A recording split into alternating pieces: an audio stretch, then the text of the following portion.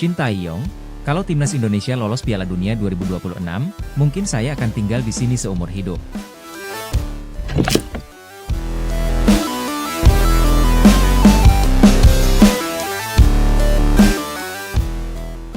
Pelatih timnas Indonesia, Shin Tae-yong angkat bicara andai pasukan Garuda lolos ke putaran final Piala Dunia 2026.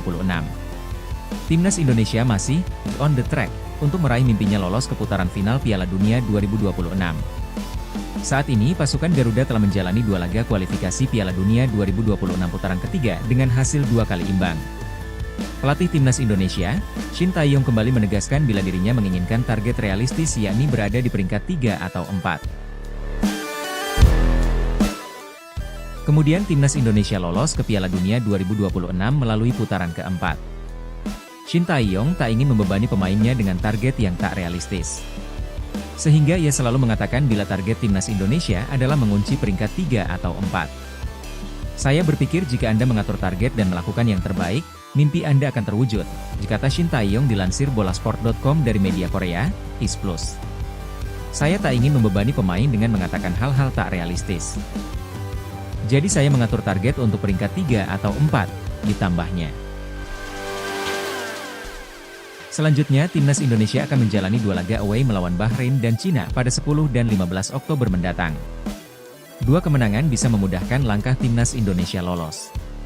Ketum PSSI, Erick Thohir sendiri pernah menyinggung bahwa timnas Indonesia perlu 15 poin untuk bisa lolos langsung ke Piala Dunia 2026. 2 laga away lawan Bahrain dan Cina bulan depan sangat penting, kata Shin Tae-yong. Mereka tim yang relatif bagus. Target saya adalah mengalahkan Bahrain dan Cina. Jika kita mengalahkan 2 tim ini, kita bisa dengan mudah mencapai peringkat 3 atau 4. Saya kira putaran ketiga ini adalah perjuangan paling keras kita, ditambahnya. Shin Tae-yong pun berandai-andai jika dirinya berhasil membawa timnas Indonesia lolos ke Piala Dunia 2026. Ia mengatakan akan mempertimbangkan hidup di Indonesia seumur hidupnya. Saya mungkin akan hidup di Indonesia seumur hidup saya, ujarnya sambil tersenyum. Hidup di Indonesia sangat menyenangkan, tambahnya.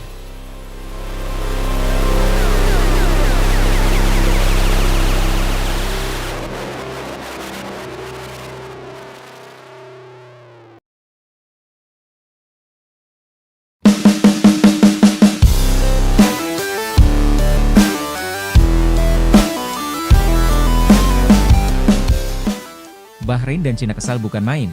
Arab Saudi bilang laga lawan timnas Indonesia jauh lebih penting. Tak disangka alasannya karena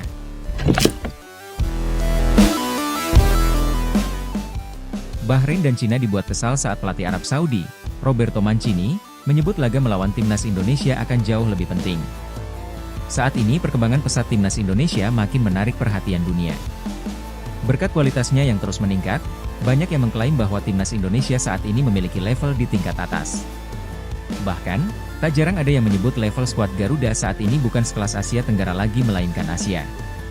Hal ini bukan hanya omongan kosong belaka jika berkaca pada sejumlah prestasi yang telah dicapai timnas Indonesia di era Shin Tae-yong. Yang paling menjadi sorotan adalah timnas Indonesia yang berhasil lolos ke babak 3 kualifikasi Piala Dunia 2026 zona Asia. Bahkan pelatih sekelas Roberto Mancini secara tersirat mengungkapkan jika pertandingan melawan Indonesia dinilai akan jauh lebih penting dibanding saat melawan Bahrain ataupun Cina. Hal tersebut langsung saja membuat kedua negara tersebut jadi merasa cukup kesal. Babak ketiga kualifikasi Piala Dunia 2026 zona Asia telah dimulai. Jauh sebelum dimulai, publik tanah air benar-benar sudah dibuat was-was dengan persiapan skuad Garuda. Apalagi soal apakah para pemain baru yang dijanjikan PSSI akan segera datang tepat waktu atau tidak. Jika dilihat dari sisi peluang, jelas laga kandang adalah peluang paling besar Indonesia bisa meraih poin maksimal, termasuk ketika melawan Australia. Terlepas dari itu, semua baru-baru ini Roberto Mancini mengungkapkan secara tersirat jika laga melawan Indonesia adalah laga yang dirasa bisa menjadi kunci.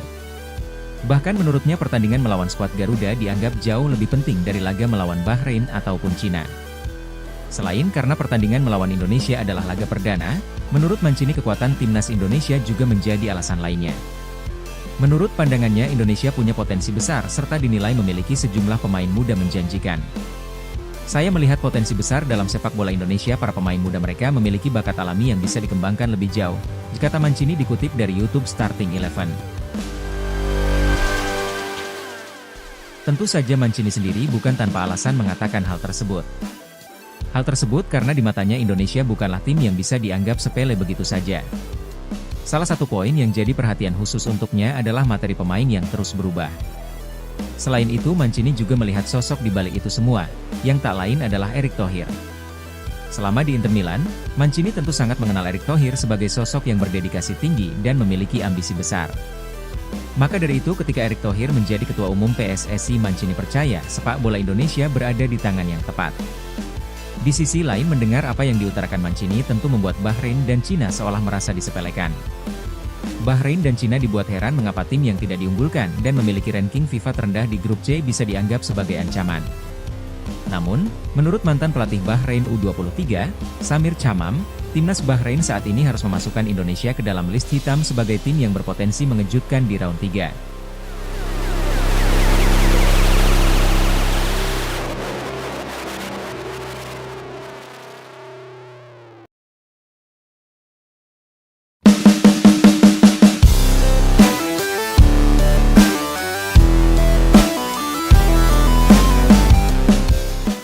Buka-bukaan ke media Belanda, Tom Haye masih sebal tidak dilepas ke klub yang dimiliki orang Indonesia di Liga Italia.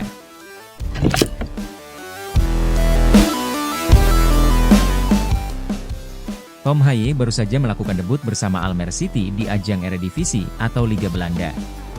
Momen tersebut terjadi pada pekan kelima Liga Belanda di markas Heracles Almelo, Minggu, 15 September 2024, malam waktu Indonesia Barat. Saat itu, dirinya main selama setengah jam sebagai pemain pengganti. Usai laga, gelandang timnas Indonesia langsung diwawancarai oleh ESPN. Dirinya mengaku masih sakit hati usai gagal hijrah ke klub asal Italia, Como. Sebelumnya, Tom Haye pernah diberitakan bakal hijrah ke Como 6 bulan yang lalu dari SC Heerenveen. Pemain 29 tahun tersebut gagal hijrah ke Como di detik-detik akhir bursa transfer musim dingin. Hal tersebut karena SC Heerenveen belum cocok soal dana transfer dari Como untuk Tom Haye.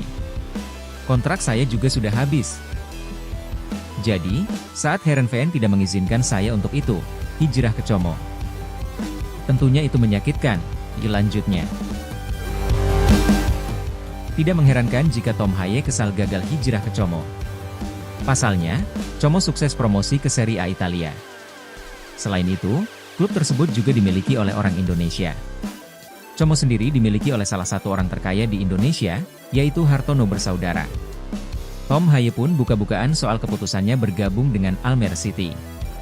Pemain 29 tahun tersebut sempat mempertimbangkan banyak hal usai kontraknya bersama SC Heerenveen telah habis. Kemudian musim panas dan Anda pergi dan melihat-lihat, ujar Tom Haye. Jika tidak ada hal-hal yang membuat Anda antusias, juga dengan keluarga saya, suatu saat Anda akan melihat Belanda lagi, ujarnya. Pemain timnas Indonesia tersebut melakukan debutnya dengan bagus. Tom Haye main 30 menit bersama Almere City. Almere City sukses mengamankan poin keduanya pada Liga Belanda musim 2024-2025.